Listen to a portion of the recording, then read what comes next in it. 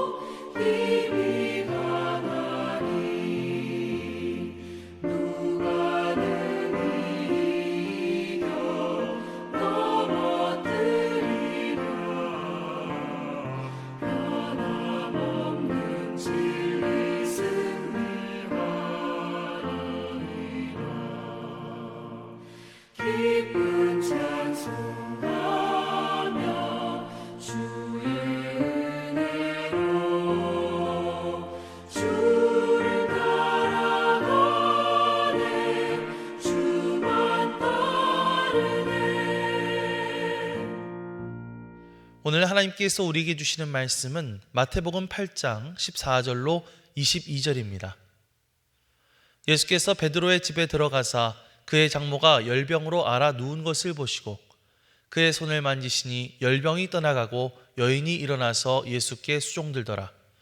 저물매 사람들이 귀신 들린 자를 많이 데리고 예수께 오거늘 예수께서 말씀으로 귀신들을 쫓아내시고 병든 자들을 다 고치시니 이는 선지자 이사야를 통하여 하신 말씀에 우리의 연약한 것을 친히 담당하시고 병을 짊어지셨도다 함을 이루려 하심이더라.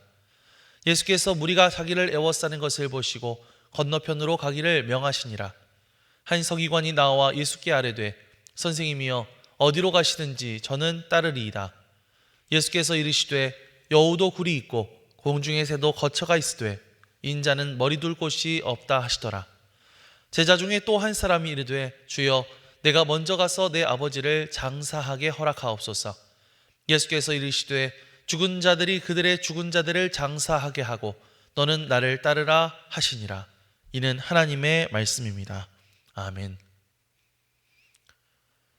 할렐루야. 오늘도 말씀을 듣는 여러분의 심령 속에 성령님의 감동하심이 함께해 주시기를 간절히 축원합니다. 우리는 마태복음 말씀을 시작하면서 며칠에 걸쳐서 예수님께서 가르쳐 주신 그 산상수훈의 장엄한 말씀들을 나누었습니다. 하지만 예수님은 단순히 말에만 권위가 있으셨던 분이 아니라 산을 내려오신 예수님께서는 절망적인 현장 가운데 있는 여러 사람들을 치료하시는 것을 볼 수가 있죠. 나병 환자와 백부장의 하인을 고치시는 그런 실제적인 능력을 통해서 그 말씀을 증명하셨습니다. 사람들은 그 놀라운 권위 앞에 압도되었고 또 그분의 손길이 닿는 곳마다 생명의 역사가 일어나는 것을 보게 되었죠. 오늘 본문 말씀은 우리를 고치시는 주님의 따스한 사랑에서부터 시작해서 더 나아가 그 사랑을 입은 자들이 마땅히 지녀야 할 제자의 태도는 무엇인가에 대해서 묻고 있는 그런 말씀입니다. 이 시간을 통해서 우리를 회복시키시는 주님의 은혜, 그리고 그 은혜를 힘입어서 우리가 걸어가야 할 제자의 길은 무엇인지 함께 나눠보는 시간이 되었으면 좋겠습니다. 오늘 우리가 읽은 본문 말씀의 첫 장면은 예수님께서 베드로의 집에 들어가시는 것으로부터 시작됩니다. 그곳에는 베드로의 장모가 열병으로 누워 있었죠. 앞서서 예수님을 찾아왔던 나병 환자나 백부장은 그래도 주님 앞에 나와서 간구라도 할 수 있었을 텐데 베드로의 장모는 그럴 힘조차 없이 그냥 누워만 있었습니다. 자, 14절과 15절 말씀을 함께 읽어볼까요? 예수께서 베드로의 집에 들어가사 그의 장모가 열병으로 앓아 누운 것을 보시고 그의 손을 만지시니 열병이 떠나가고 여인이 일어나서 예수께 수종 들더라. 아멘. 주님이 먼저 베드로의 장모 곁으로 다가가셨습니다. 그리고 그녀의 손을 만지셨다고 말하고 있습니다. 당시 유대 사회에서 병자의 손을 잡는 것은 율법적으로 자신의 손을 부정하게 만드는 것이었기 때문에 매우 꺼리는 행동이었죠. 하지만 주님은 거기에 개의치 않으셨습니다. 주님께서 그 손을 만지시자 열병이 떠나갔다라고 성경은 말하고 있죠. 마태는 이 치유에 대해서 기록하면서 이사야 53장 말씀의 예언을 인용하고 있습니다. 우리의 연약한 것을 친히 담당하시고 병을 짊어지셨도다.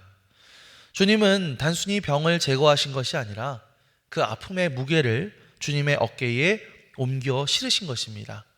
주님께서 그 아픔을 대신 담당하셨기 때문에 우리가 그 아픔에서 벗어나서 자유를 얻을 수 있게 된 것이죠. 사랑하는 성도 여러분, 이것이 바로 우리 감리교 신학에서 고백하는 선행적 은총입니다. 우리가 여전히 고통 속에 신음하여 주님을 찾을 기력조차 없었을 때 주님께서 먼저 우리 인생의 안방으로 들어오신 것이죠.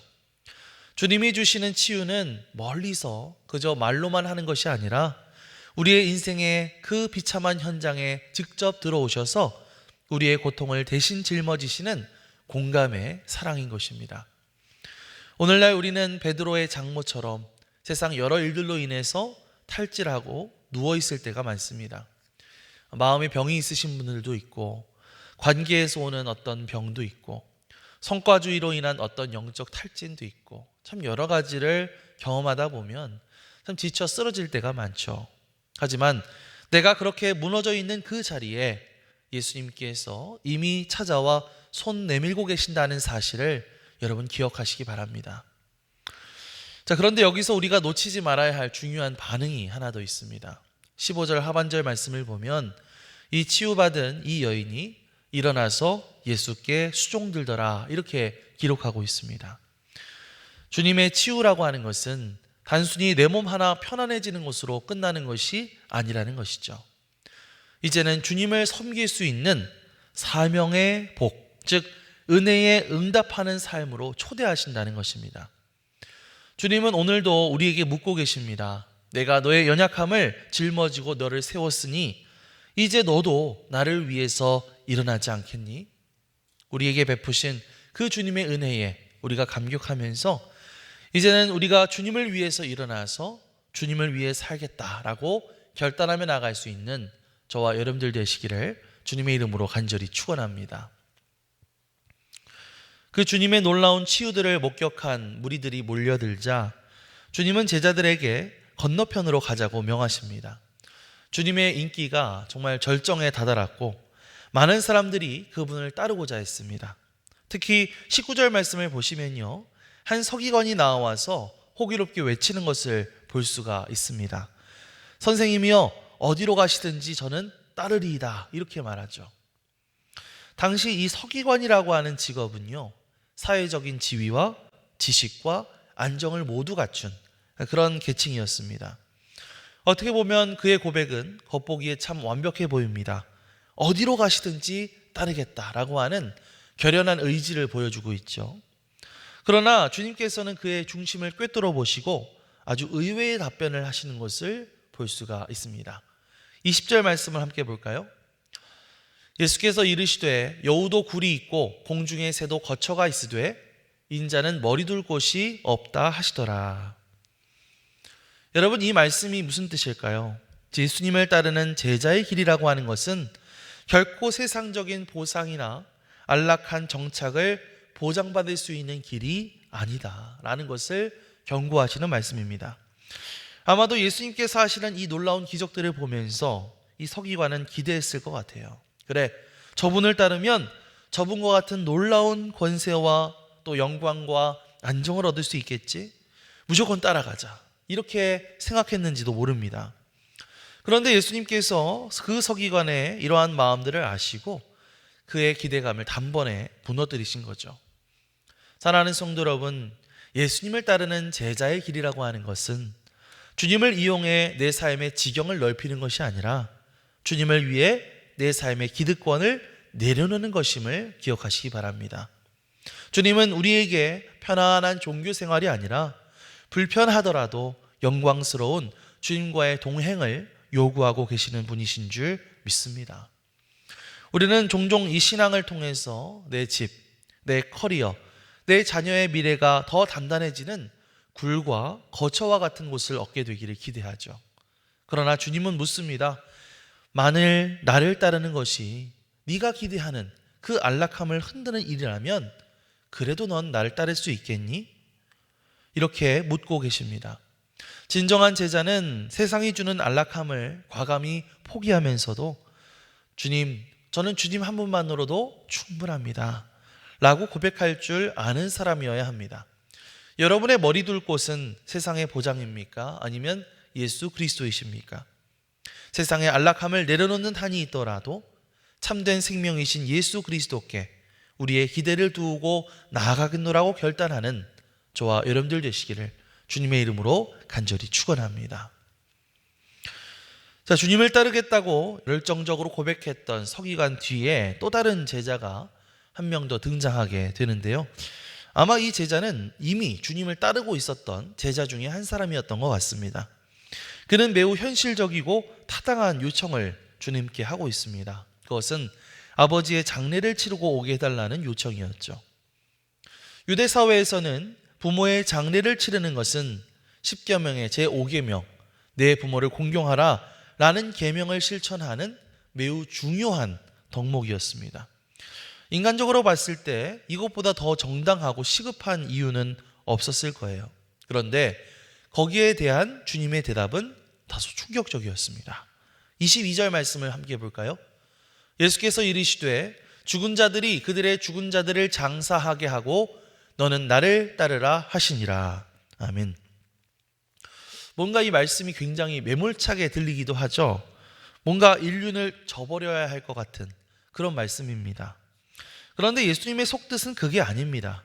예수님께서 하신 말씀은 하나님의 나라와 그 생명의 가치를 최우선순위에 두고 살아가야 한다라는 말씀을 하고 계시는 것이죠. 죽은 자들이 그들의 죽은 자들을 장사하게 하고 라는 말씀에서 이 죽은 자들이란 영적으로 죽은 사람들을 말합니다. 영적으로 죽어서 하나님 나라의 일에는 전혀 무관심한 사람들을 의미하는 것이죠.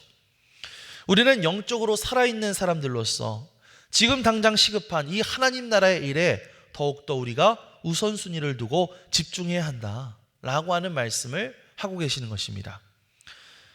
사랑하는 성도 여러분, 한편으로요, 먼저 가서 내 아버지를 장사하게 하소서라고 하는 그 제자의 말 속에는 주님, 이 상황만 정리되면 나중에 제가 주님을 따르겠습니다 라고 미루려고 하는 그 제자의 핑계가 들어있기도 합니다. 하지만 주님의 부르심에는 나중이라는 것이 없죠. 제자의 삶은 가장 좋은 때를 내가 정하는 것이 아니라 주님이 부르실 때, 주님이 부르시는 바로 지금 응답하는 것입니다.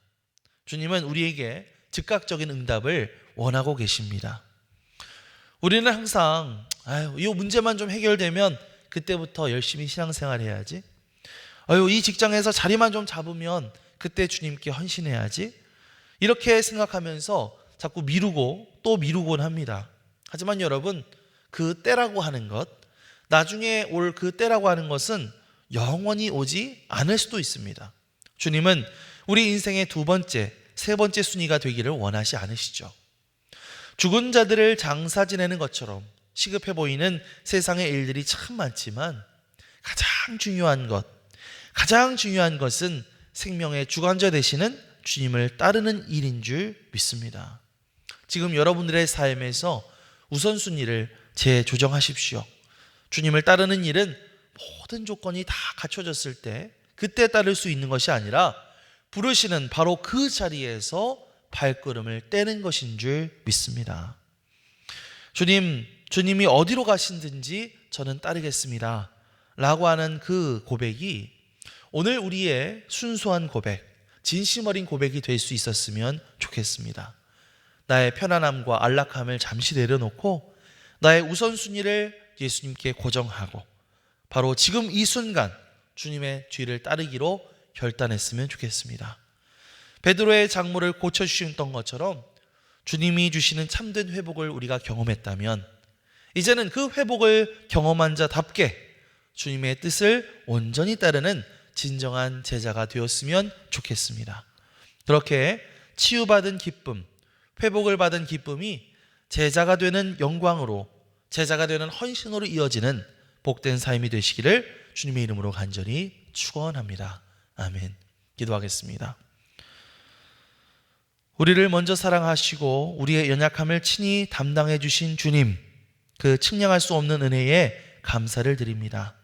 우리가 주님이 주시는 치유의 기쁨과 응답의 위로에만 머무는 것이 아니라 이제는 나를 부르시는 그 주님의 뒤를 따르는 제자의 자리로 나아가게 하여 주시옵소서. 세상이 주는 안락함이라는 유혹에 마음을 빼앗기지 않게 하시고 오직 주님 한 분만으로 충분하다는 고백을 드리는 우리 모두가 되게 하여 주옵소서.